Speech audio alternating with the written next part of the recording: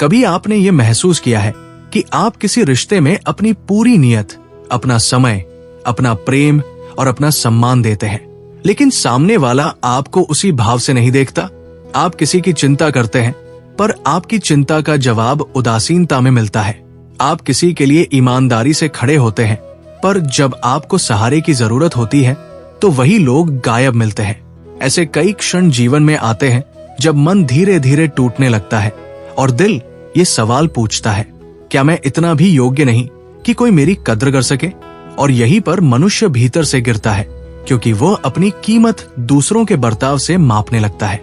परमहंस योगानंद जी कहते हैं, जब आप किसी व्यक्ति की कद्र करते हैं और वो आपकी कद्र नहीं करता, तो ये आपकी गलती नहीं, ये केवल उसकी चेतना के स्तर का परिचय है। लेकिन यही बात हम समझ नहीं पाते। हम सोचते हैं कि शायद हम में ही कमी है, शायद हमें और अच्छा होना चाहिए था, शायद हमें और त्याग करना चाहिए था। लेकिन सच्चाई इससे बिल्कुल अलग है। जीवन का एक अत्यंत गहरा सिद्धांत कहता है, सम्मान वही मिलता है जहां दिल की पवित्रता को समझने की क्षमता होती है। दुख तब होता है जब हम गलत लोगों से उम्मीदें बांध लेते हैं। हम सोचते हैं कि जिसे हमने इतना दिया है, कम से कम वो हमारे भावों की कीमत तो समझेगा। पर हर किसी में वो संवेदनशीलता नहीं होती। हर हृदय एक जैसा नहीं होता। कुछ लोग केवल लेते हैं पर देते नहीं। कुछ लोग आपका उपयोग करते हैं पर आपको महत्व नहीं देते। कुछ लोग आपकी अच्छाई को आपकी कमजोरी समझ लेते हैं, और कुछ लोग आपको तब तक ही चाहते हैं जब तक आप उन्हें सुविधा दे रहे हैं। लेकिन जैसे ही आप अपनी आत्मा को थोड़ा सा भी प्राथमिकता देने लगते हैं, वे लोग आपको बदल गया कहकर दूर हो जाते हैं। अब यहाँ एक बहुत गहरा सत्य समझना आवश्यक है। जो लोग आपकी कद्र नहीं करते, उनसे दूर जाना वैराग्य नहीं, ये आत्मसम्मान का पहला कदम है। वैराग्य वो नहीं है कि आप दुनिया से मुंह मोड़ ले। वैराग्य वह भी नहीं कि आप भावनाहीन बन जाएं। सच्चा वैराग्य ये है कि आप ये पहचान ले, कौन मेरी ऊर्जा को बढ़ा रहा है और कौन उसे नष्ट कर रहा है, और ये पहचान कर आप स्वयं को उन संबंधों से दूर कर ले जो आपकी आत्मा को ही कमजोर बना रहे हैं। योगानंद जी कहते हैं, ईश्वर ने आपको कीमती बनाया है। किसी को भी इतनी शक्ति न दे कि वो आपकी कीमत तय कर सके। लेकिन हम अक्सर ऐसा करते हैं। हम दूसरों के शब्दों को दिल पर ले लेते हैं। हम दूसरों के बर्ताव को अपना प्रतिबिंब समझ लेते हैं। हम अपनी आत्मा के सम्मान को भूलकर रिश्तों को बचाने के लिए खुद को खो देते हैं। कहीं न कहीं हमें ये सिखाया गया है कि रिश्ते निभाना सबसे बड़ा धर्म है। लेकिन किसी ऐसे संबंध को निभाना जहां आत्मा हर दिन टूटे, ये धर्म नहीं, ये आत्म अपमान है। अगर कोई आपकी कद्र नहीं करता, आपके प्रेम को हल्के में लेता है, आपकी नियत को समझ नहीं पाता, तो वहां रुकना आपकी आध्यात्मिक यात्रा को ही रोक देता है। क्योंकि आध्यात्मिकता केवल ध्यान में बैठने या मंत्र जप करने का नाम नहीं है। आध्यात्मिकता ये भी है कि आप अपनी आत्मा की गरिमा को समझें और उसका संरक्षण करें। ये भी समझना बहुत आवश्यक है कि लोग कद्र तभी कर पाते हैं जब उनके भीतर जागरूकता होती है। कुछ लोग आध्यात्मिक रूप से आधे जागे होते हैं, उन्हें केवल अपना स्वार्थ दिखता है। कुछ लोग अपने भीतर इतने घाव लिए रहते हैं कि उन्हें प्रेम भी डर जैसा लगता है। कुछ का हृदय इतना बंद होता है कि आपकी अच्छाई उन पर असर नहीं करती। और कुछ लोग अपनी आदतों के इतने गुलाम होते हैं कि वे किसी की भावनाओं को महसूस करने की क्षमता ही खो देते हैं।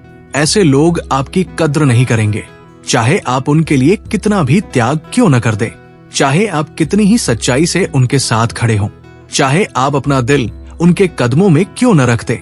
लेकिन फिर भी हम उन्हीं रिश्तों में टिके रहते हैं। क्यों? क्योंकि हम सोचते हैं कि प्यार सब ठीक कर देगा, या फिर एक दिन वो समझ जाएगा, या फिर मैं बदल जाऊंगा तो रिश्ता संभल जाएगा। पर सत्य ये है कि किसी ऐसे व्यक्ति से सम्मान की उम्मीद करना जो आपकी आत्मा को समझने में सक्षम ही नहीं, ये स्वयं को धोखा देना है।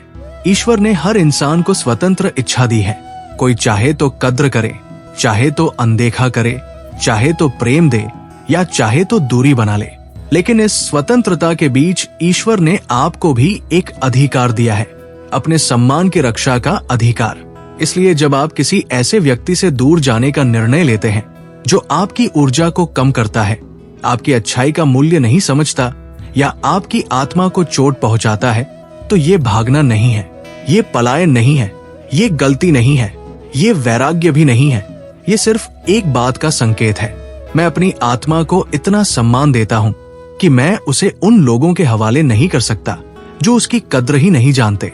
जब आप किसी ऐसे व्यक्ति से दूर जाने का निर्णय लेते हैं जो आपकी कद्र नहीं करता, तो ये केवल एक निर्णय नहीं होता, ये आपकी आत्मा का एक घोषणा पत्र होता है।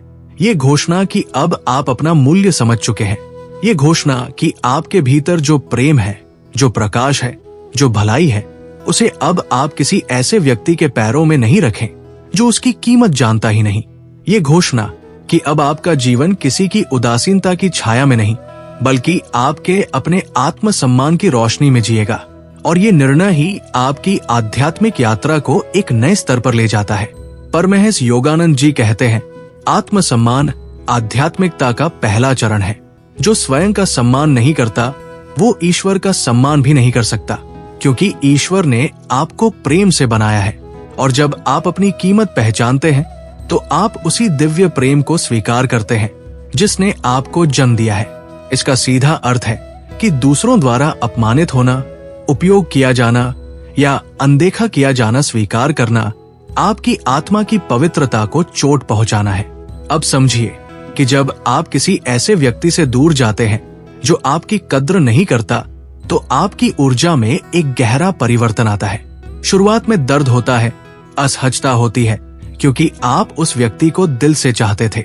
लेकिन धीरे धीरे आपके भीतर शक्ति आने लगती है, आपकी शांति वापस आने लगती है, आपकी आत्मा हल्की महसूस करने लगती है, और आप ये समझने लगते हैं कि कुछ दूरियां जरूरी होती है, क्योंकि वे आपकी आत्मा को ठीक करती है।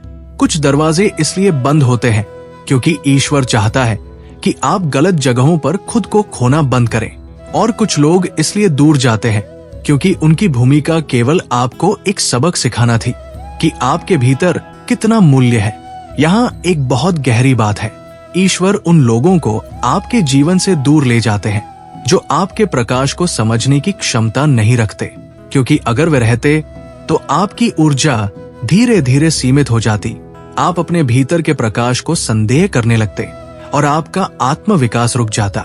योगानंद जी कहते हैं, जिस संबंध में आत्मा बढ़ना बंद कर दे, वो संबंध त्याग देना ही बुद्धिमानी है, क्योंकि आत्मा स्थिर रह ही नहीं सकती, या तो वो ऊपर उठेगी या फिर नीचे गिरने लगेगी। और जो लोग आपकी कद्र नहीं करते, वे आपको ऊपर उठने में कभी सहायता नहीं करेंगे। वे आपकी ऊर्जा, आपकी शांति, आपकी संवेदनशीलता और आपके मूल्य को कम करते रहेंगे, कभी अनजाने में, कभी जानबूझकर। दूरी बनाना क्यों आवश्यक है? क्योंकि आप किसी भी कीमत पर अपनी शांति नहीं खो सकते। आप किसी भी रिश्ते के नाम पर अपने मूल्य को छोटा नहीं कर सकते। कोई भी व्यक्ति, चाहे कितना भी प्रिय क्यों न हो, यदि आपकी आत्मा को चोट पहुंचा रहा है, तो वो व्यक्ति आपके जीवन के केंद्र में रहने योग्य नहीं है। योगानंद जी का स्पष्ट संदेश है, दूसरों की उदासीनता से अधिक खतरनाक वह है जो आपको स्वयं के प्रति उदासीन बना दे। और यही होता है जब हम उन लोगों के पीछे भागते हैं जो हमारी कद्र ही नहीं करते। हम धीरे धीरे स्वयं की कद्र करना भूल जाते हैं। दूरी बनाने का अर्थ ये भी है कि अब आप अपने जीवन में सही लोगों के लिए जगह बना रहे हैं। जब गलत लोग चले जाते हैं तो सही लोग प्रवेश करते हैं। वे लोग जो आपकी ऊर्जा की कद्र करते हैं, आपकी भावनाओं का सम्मान करते हैं और आपकी आत्मा को ऊंचा उठाते हैं। उनके साथ रहकर आप बढ़ते हैं, सिकुड़ते नहीं। उनके साथ रहकर आप मुस्कुराते हैं, टूटते नहीं। अब एक अत्यंत महत्वपूर्ण बिंदु, कभी भी ये न सोचिए कि दूर जाना कठोरता है। कठोरता तो तब होती है जब आप स्वयं को उस स्थिति में रहने के लिए मजबूर करते हैं जो आपकी आत्मा को हर दिन चोट पहुंचाती है। दूरी प्रेम का इंकार नहीं है, ये स्वयं के प्रति प्रेम का प्रमाण है। और किसी भी आध्यात्मिक पथ पर चलने वाले व्यक्ति के लिए स्वयं के प्रति प्रेम आवश्यक है, क्योंकि तभी आप दुनिया को सच्चा प्रेम दे सकते हैं। जय गुरु।